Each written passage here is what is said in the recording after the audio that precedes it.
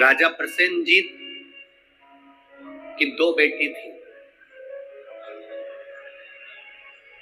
एक का नाम था नेनुका और दूसरे का नाम था रेणुका। कितनी बेटी हैं? जम के बोलो जरा। दो। पहली का नाम क्या है? नेनुका, ना एन, नेनुका पहली का नाम, और दूसरी का रेणुका, आर रा, रेणुका। राजा प्रसेनजीत की दो बेटी है, एक नेनुका है, दूसरी रेणुका।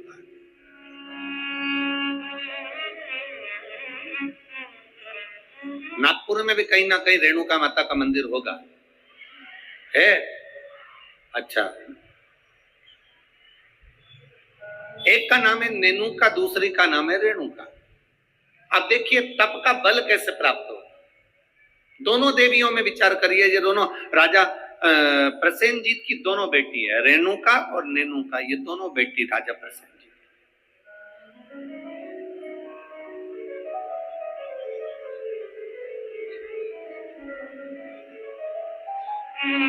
प्रथम नेनुका का जन्म हुआ और नेनुका का जब जन्म हुआ तब नेनुका उस जन्म को पाने के बाद में अपने राजसी कार्य में अपने पिता के साथ में रहने लगी, कार्य करने लगी। दूसरे नंबर पर आई है रेणुका। रेणुका का जब से जन्म हुआ, जब से रेणुका जन्मी, उस दिन से उसने केवल अपनी मां रेणु से एक बात सीखी कि जो कुछ मिलेगा वो अपने कर्म से मिलेगा। जो कुछ मिलेगा वो अपनी मेहनत से मिलेगा। इसलिए मत बुरे कर्म कर बंदे, वरना पछताएगा। भगवान की आंखों से तू बच नहीं पाएगा, तू बच नहीं पाएगा। हम जिस कर्म को करें उस कर्म के बल पर हमें प्राप्ति हो। एक पत्र आया है, देखिए।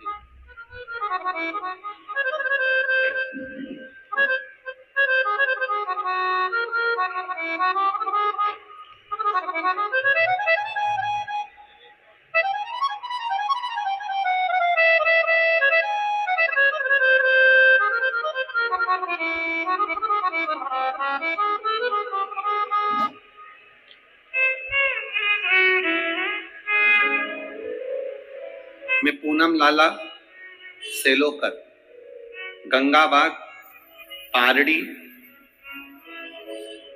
गंगाबाग पारड़ी, पारड़ी है, पारड़ी नागपुर की निवासी हूँ। कहीं बैठी हो तो हाथ हिला सकती हैं, कहीं बैठी हो तो अपने हाथ हिला सकती हैं। मैं पूनम लाला सेलोकर, गंगाबाग पारड़ी नागपुर की निवासी हूँ। कहीं बैठी हो तो अपना हाथ हिला सकती हैं, जहां कहीं भी बैठी हो। मेरा मोबाइल नंबर ये है। मेरी शादी को 12 साल हो गए थे गुरुदेव, संतान का सुख नहीं था। मैंने नागपुर के सारे डॉक्टरों को दिखाया और डॉक्टरों के हिसाब से उन्होंने कहा था कि तुम्हें संतान कभी नहीं होगी। सारे इलाज की रिपोर्टें भी मेरे पास में है। क्यों? उसका कारण यह था कि मेरे गर्भाशय में 12 mm की गठान हो गई थी, और 12 mm की गठान बहुत बड़ी गठान होती है गुरुदेव। डॉक्टरों ने कहा कि इसका ऑपरेशन कर भी देंगे तो तुम्हारे बच्चादानी में गर्भ नहीं ठहर सकता, तुम्हारे बच्चा नहीं हो सकता। तब मेरी दीदी ने कहा, आस्था चैनल पर कथा आती है, कभी 1 बजे कभी 2 बजे आती है, उस कथा को श्रवण करो। मैंने 2022 में कथा श्रवण करना प्रारंभ करा।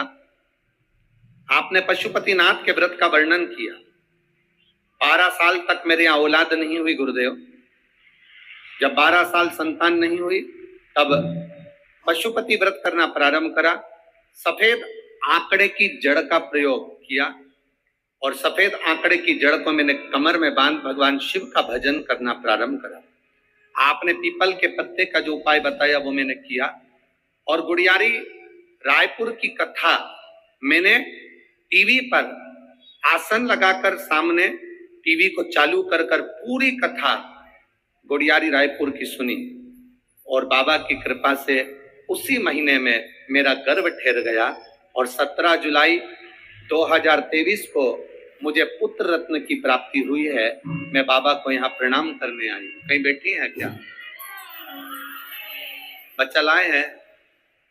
बच्चा लाए हो ले आओ, अगर लाए हो तो लेकर आ सकते हो। गुरुदेव, डॉक्टर के हिसाब से मेरे यहाँ कभी संतान का सुख नहीं था, उनके हिसाब से मुझे औलाद नहीं हो सकती थी, पर बाबा देवाधिदेव महादेव पर जो विश्वास किया, भरोसा किया, जल चढ़ाया, जल का आचमन किया, ये शिव की कृपा से मुझे संतान की प्राप्ति हुई। ये शिव तत्व। एक पत्र और बड़ा सुंदर आया।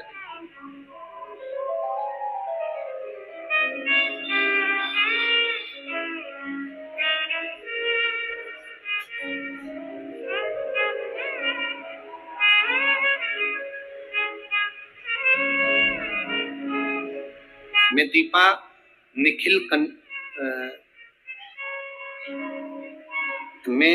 निखिल कनाटे, शांति नगर, कावलापेट है, कावलेपेट। अरे तुम समझ गए ना? हाँ बस ठीक है। नागपुर मेरा प्लाट नंबर 143। बहुत जोरदार। कहीं बैठी हैं? कहीं बैठी हो तो हाथ हिला सकती हैं। कहीं पर बैठी हो तो हाथ हिला सकती हैं। मैं दीपा निखिल कनाटे, शांति नगर,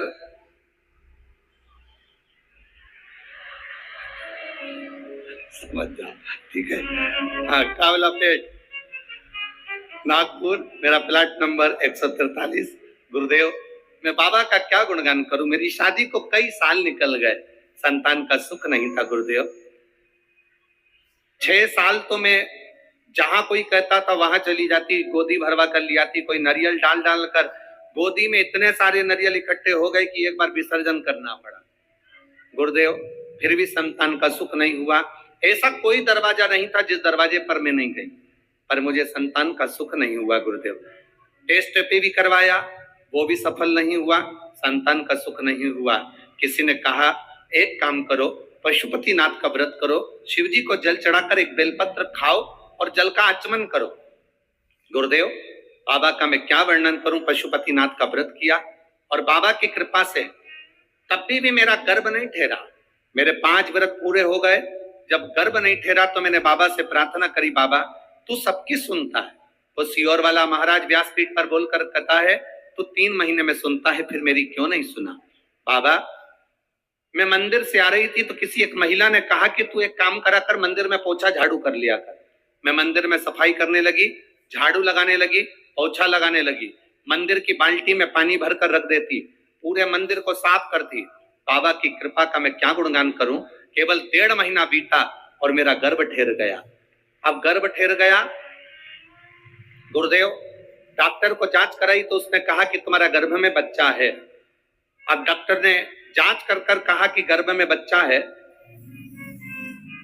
बच्चा मेरे गर्भ में रहा 1 महीना, 2 महीना, 3 महीना, 4 महीना बीतता चले गया।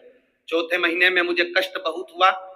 जब कष्ट बहुत ज्यादा हुआ तब डॉक्टर को दिखाया तो उसने कहा तुम्हारे गर्भाशय में एक बच्चा है और कोई एक गोला सा दिख रहा है, ऐसा लगता है कि कोई गांठ पड़ी हुई है। तब मुझे भय लगा और मैंने तुरंत गीता प्रेस गोरखपुर की शिव महापुराण की कथा पुस्तक बुलवाई, पढ़ना चालू करा। मेरा 5वां महीना निकला। डॉक्टर कहते रहे तुम्हारे गर्भ में एक बच्चा है और एक गांठ पड़ी हुई है। 6ठा महीना पूर्ण हुआ, 7वां महीना पूरा हुआ, धीरे धीरे करते 9वां महीना हुआ। कथा पढ़ती रही, भोलेनाथ का भरोसा करती रही। अब मेरा डिलीवरी का टाइम आया। डॉक्टर ने कह दिया तुम्हारे शरीर में प्लेटलेट कम है तो तुम्हारा साधारण सा नॉर्मल डिलीवरी नहीं हो सकती, तब ऑपरेशन से बच्चा हो जानकर मैं बड़ी दुखी हो गई। अब करे तो करे क्या? डॉक्टर के अनुसार तुम्हारे गर्भ में एक बच्चा है और एक गांठ है, तो बड़ी सावधानी से बच्चे को जन्म देना पड़ेगा। तब क्या कहूं गुरुदेव, बाबा तो बाबा है, आप कहते हो भगवान देता है पल्ला झाड़ कर, महादेव देता है छप्पर फाड़ कर। बाबा ने मुझे 2 संतान प्रदान कर दी। जो डॉक्टर कहता था केवल एक गठान है, वो 2 संतान दिए। मैं दोनों बच्चों को लेकर यहाँ आई हूँ गुरुदेव, आपका आशीर्वाद मिले। कहीं बैठी हैं? दोनों बच्चों को लेकर जो आई हैं, कहीं बैठी हो तो हाथ हिला सकती हैं जहां कहीं बैठी हो, और अगर बैठी हो तो अपने दोनों बच्चों को लेकर व्यासपीठ के पास में आ सकती हैं। मैं दीपा, निखिल, कनाटे, शांतिनगर, ठीक है, कावलापेट, नागपुर, मेरा प्लाट नंबर 143। श्री शिवाय नमस्ते। ये शिव तत्व है, औघड़ी है शंभु, त्रिकालदर्शी है। अरे महाराज, अरे लुटा दिया भंडार,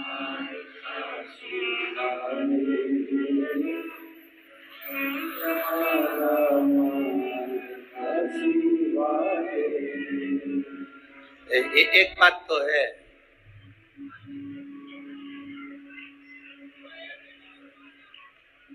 जितने लोग कथा सुनने आए हैं तुम पूरे की पूरे भजन याद करके आए हो, पक्का। बहुत बहुत साधुवाद। और एक बात तो है, विदर्भ विदर्भ है और नागपुर नागपुर है।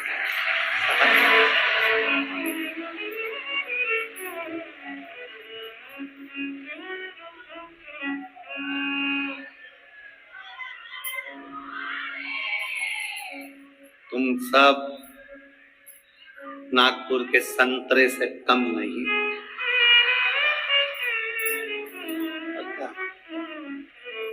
संतों की धरा है नागपुर, शिव तत्व की धरा। महाराज औघड़ी है। 2 बेटियां हैं राजा की, प्रसेनजीत की 2 बेटियां। एक नेनुका है तो दूसरी रेणुका। नेनुका अपने राज परिवार में, अपने राजघराने में सुख से आनंद से रह रही है, आनंद से रह रही है। और रेणुका जिसके अंदर भाव शुद्ध है, जिसके अंदर भाव की शुद्ध है, जिसके अंदर आनंद की शुद्ध है, और वो रेणुका। दोनों में भाव की शुद्धता।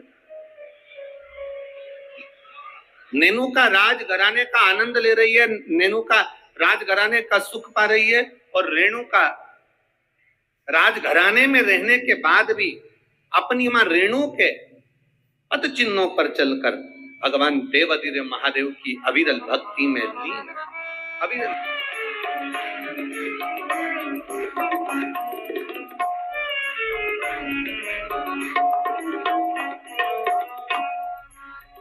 अब रोइए नहीं, खुश होइए। बाबा ने झोली भर दी ना, तो रोना नहीं है, तो खुश होना। आप भी मत रोइए।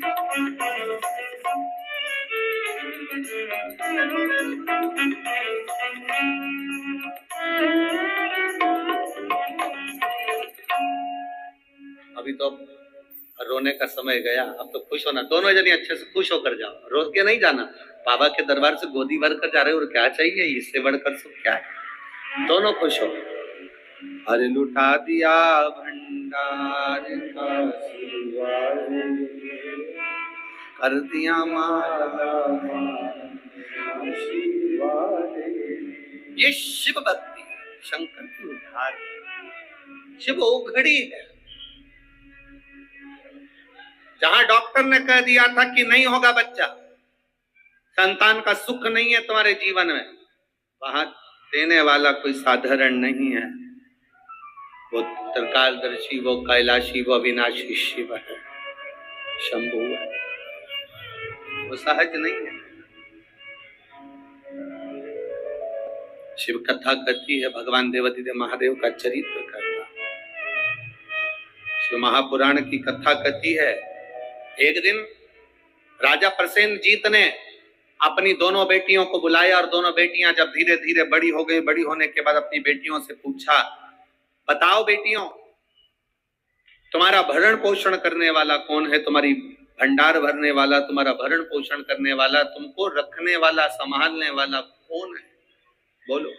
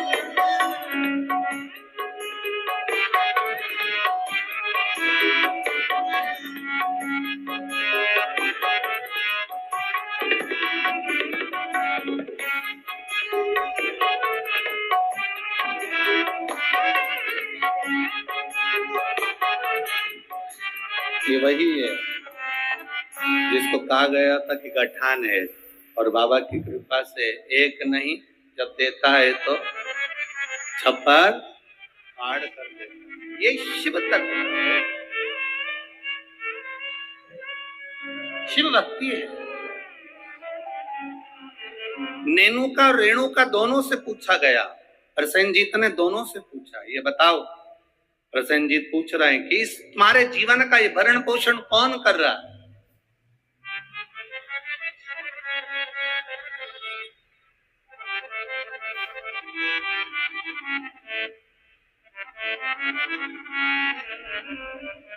नेनुका ने कहा, पिताजी मेरे जीवन का भरण पोषण आप कर रहे हो, मेरे जीवन को चलाने वाले आप हो, भरण पोषण करने वाले आप हो।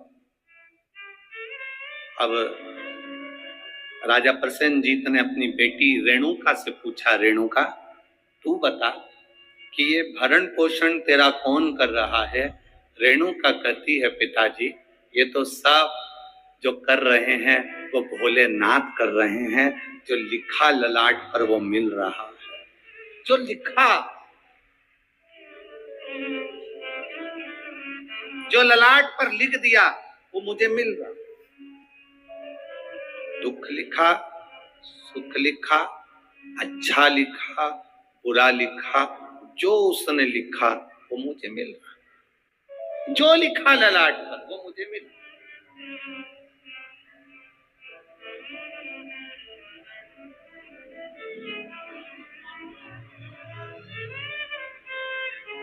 और तेरी कृपा बिना ना हिले एक भी अणु, लेते हैं श्वास तेरी कृपा से।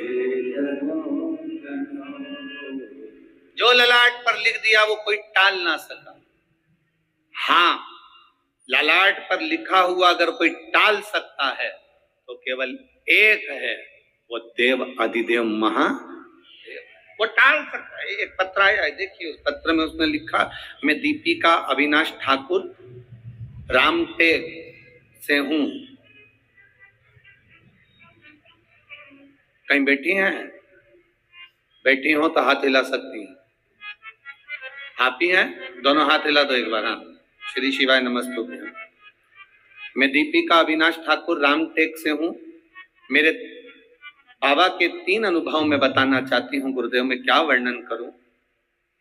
मेरी मामी को जो रजनी बेस रामटेक में है, उनको कैंसर हो गया और कैंसर होने के बाद में उनका नागपुर में इलाज चला नागपुर से इलाज कराने के बाद उनको दिल्ली ले गए, तभी भी उनका कैंसर ठीक होने को नहीं। गुरुदेव अब करें तो करें क्या? तब बाबा देवादिदेव महादेव पर विश्वास रखकर दिल्ली से दिखाने के बाद में वो ऑपरेशन का बोले पर हम उनको लेकर आए और गुरुदेव शिवजी पे चढ़ी हुई बेलपत्र उनको खाने के लिए देने लगे। शंकर पर चढ़ा हुआ जल उनको पीने के लिए देने लगे। मैं बाबा का क्या गुणगान करूं गुरुदेव। आज बाबा की कृपा से जो मेरी मामी जी को कैंसर हो गया था वो पूर्ण तरह से ठीक है, इसलिए मैं बाबा को यहाँ नमन करने के लिए। आराम है बाबू? दोनों हाथ हिला दो एक बार। श्री शिवाय नमस्तुभ्यम। गुरुदेव शिव कृपा इसी को कहते हैं। गुरुदेव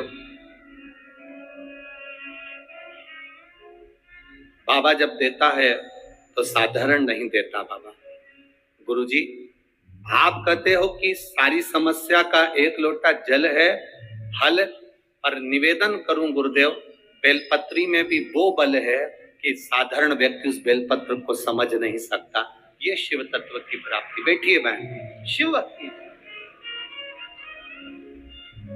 वो क्या दे रहा है, क्या कर रहा है, ये उसके ऊपर निर्भर है। नागपुर वालों, आप लोगों को मौका मिला है 5 दिन की कथा का। जितने दिल से, हाँ लोग कहेंगे तुमसे भीड़ बहुत है, बहुत गर्दी है, बहुत भीड़ है, बहुत गर्दी है, तो भी कह देना कि वो हमें जहां जगह मिले वहां बैठकर दिल से जितनी देर मिले उतनी देर की कथा श्रवण कर कर उसको एक बार अपने मन की बात कहकर जरूर जाना। वो 3 महीने में क्या देगा ये उसके ऊपर, वो क्या देगा। भगवान ने अगर आपको धन दिया है तो बन सके जो शिव भक्त यहाँ पर आए उनको दोनों हाथों से कुछ जो बन सके, पानी हो, फलहार हो, बिस्कुट हो, कुछ भी सामग्री, एक बार उनका मुंह झूठा जरूर करा और लिख कर रखना अपनी डायरी में कि मैंने 5 रुपए का पानी पिलाया था। 3 महीने इंतजार मत करना, 1.5 महीने में इंतजार कर कर बताना कि वो 5 रुपए का जो पानी पिलाया वो 3 गुना हुआ कि नहीं हुआ, 4 गुना हुआ, उसका फल क्या क्या मिल रहा है, क्या प्राप्त होगा, वही।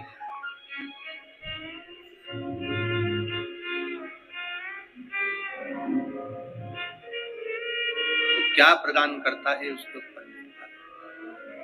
नेनुका ने कह दिया मेरे पिताजी पालन कर रहे हैं, मेरे पिताजी संभाल रहे हैं, और रेणुका कहती है मेरे पिता नहीं, ये तो भोलेनाथ ने जो जीवन दिया है वो चल रहा है।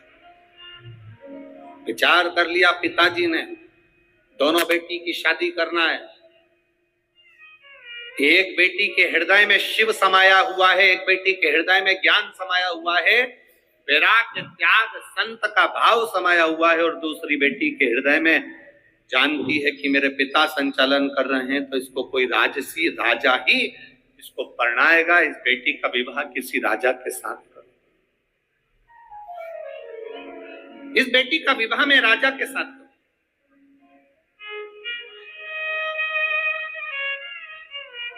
जब भरोसा प्रबल हो जाता है, विश्वास दृढ़ हो जाता है, तब परमात्मा की प्राप्ति का केंद्र बन जाता है।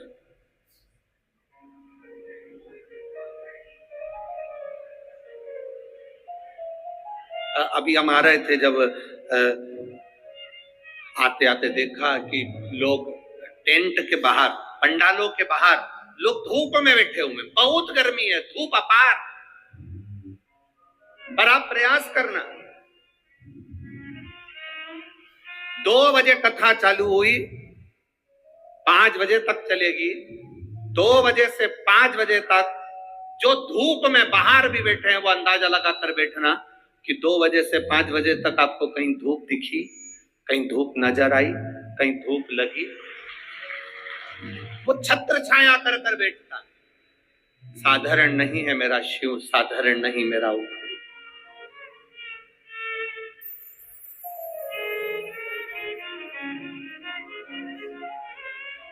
कोई कह रहे थे कि गुरुजी आदरणीय आमदार जी मोहन मते जी कथा करा रहे हैं।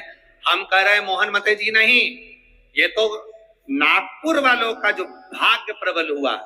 और मोहन मते जी की जो धर्म पत्नी है श्रीमती सौभाग्यवती सविता मोहन जी मते, उनको धन्यवाद देंगे कि उनके पुण्य, कहीं उन्होंने शंकर की आराधना, मोहन मते जी तो शिव की आराधना बचपन से कर कर आ रहे हैं, बाल्यावस्था से। और ऐसा नहीं कि कोई शिवालय रह जाता हो। शिवरात्रि पर भी भगवान शंकर के मंदिर में जाना, श्रावण के महीने में शंकर की आराधना करना, शिव भक्ति को अपने हृदय में बिठाना, तो कहीं ना कहीं शंकर की जो करुणा हमारे पुण्य की। एक बच्चा एक गुल्लक भरता है तो फोड़कर गिफ्ट लाता है, फोड़कर जब गिफ्ट लाता है तो वो अपने प्रयोग में लेता है। जब हमारे पुण्य की गुल्लक भराती है तब जाकर अपने परिवार में, अपने क्षेत्र में एक बार शिव महापुराण की कथा हो पाए, तब जाकर कथा हो। श्री मोहन मते जी को मैं कहूंगा, आपके इस कथा से पूरे नागपुर क्षेत्र के ना जाने कितने कितने पुण्य प्रबल हुए होंगे। और ये नागपुर वासियों ने ना जाने कितना एक लोटा जल चढ़ाया होगा, तब जाकर ये 5 दिन की शिव महापुराण की कथा याद होगी। ये कोई सहज है पुराण? बोल बम का नारा है। बहुत अपने पुण्य की प्रबलता हुई तब जाकर ये शिव महापुराण की कथा हमारे जीवन में एक बार श्रवण करने का सौभाग्य अपने क्षेत्र में, अपने नगर में, अपने गांव में मिल रहा, तब मिल रहा।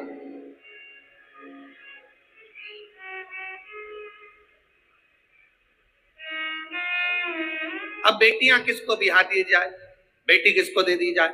कर्म का फल देखिए। जो भगवान देवादिदेव महादेव ने माता पार्वती को कहा था कि जो मेहनत करता है, पार्वती जो संकल्प ले लेता है, जो नियम ले लेता है, जो व्रत करता है, उसके व्रत का फल हम स्वयं देते हैं। 2 वचन दिए थे माता पार्वती जी को भगवान शिव ने, एक शिव और शक्ति का बल देना, और दूसरा वचन देवादिदेव महादेव ने माता पार्वती को दूसरा वचन, दूसरा वर दिया था, पार्वती सुन,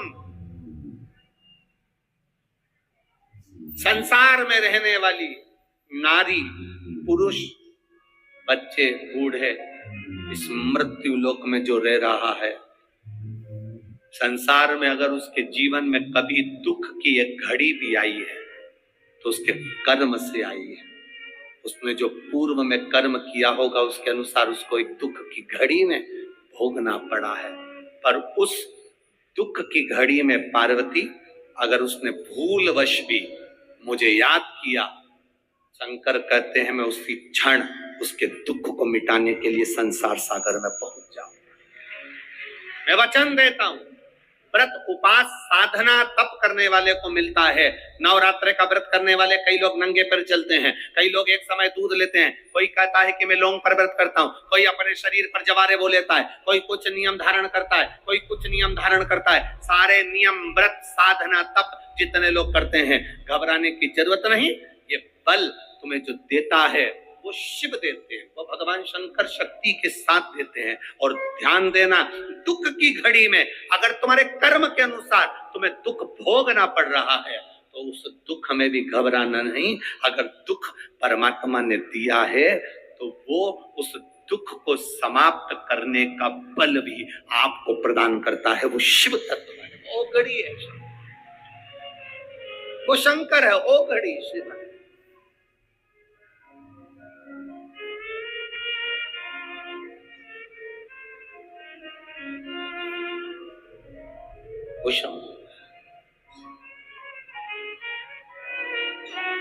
आपके बल को जो बढ़ा रहा, आपके विश्वास को जो दृढ़ कर रहा, महाराज राजा प्रसेन ने विचार कर लिया, दोनों बेटी का विवाह करना है। नेनुका का विवाह करूंगा किसी राजा के साथ और रेणुका का विवाह करूंगा किसी ऋषि के साथ। नेनुका सहस्त्रार्जुन को दी गई, जिसकी हजारों भुजाएं थी, खूब राजसी ठाट था, खूब बल था। नेनुका सहस्त्रार्जुन को दी गई, जितने रावण को भी अपने काबू में कर रखा था। ढेर बल था सहस्त्रार्जुन के पास में, ढेर संपदा थी सहस्त्रार्जुन के पास में। बड़ा प्रबल, बड़ा वीर राजा था सहस्त्रार्जुन, बड़े प्रबल थे सहस्त्रार्जुन। सहस्त्रार्जुन साधारण नहीं थे, बड़े प्रबल, बड़े वीर। जो रावण को भी अपने कब्जे में रखता हो वो साधारण नहीं हो सकता है।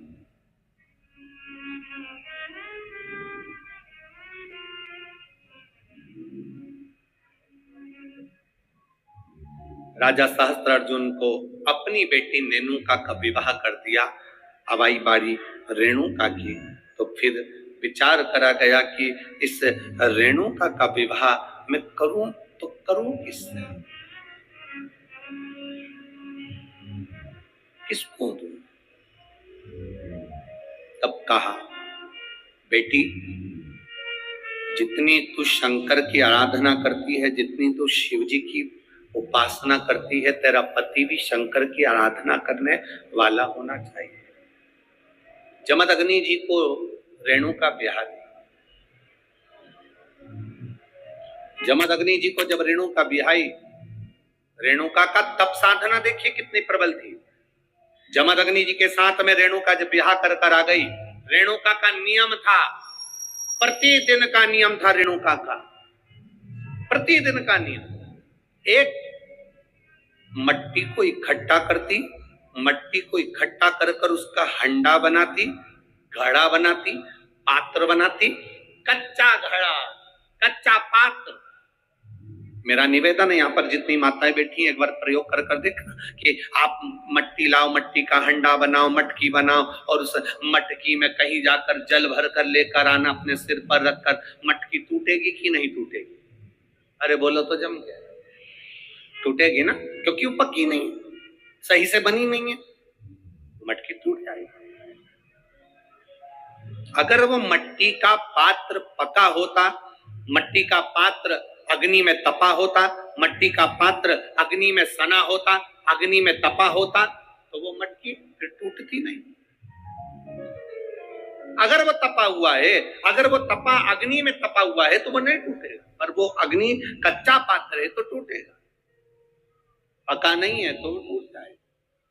रेणुका का नियम था, मट्टी का पात्र बनाती, मटका हंडा बनाती और हंडे को लेकर जब नदी पर जाती, जल भर कर लाती, जल भर कर लाती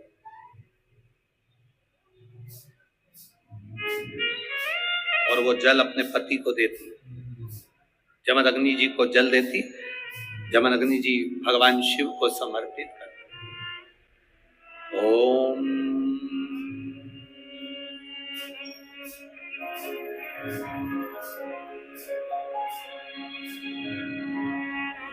नमः शिवाय।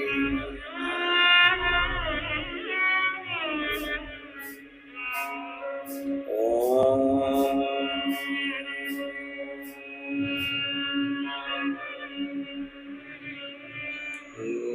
नमः शिवाय।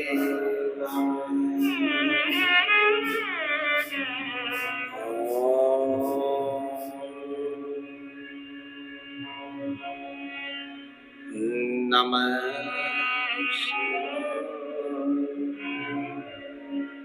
घड़ा लाई, जमदग्नि जी को दिया, जमदग्नि जी ने शिव जी को समर्पित किया। कच्चे घड़े में जल भरना, लाना, शंकर जी के लिए अपने पति को देना, समर्पित करना।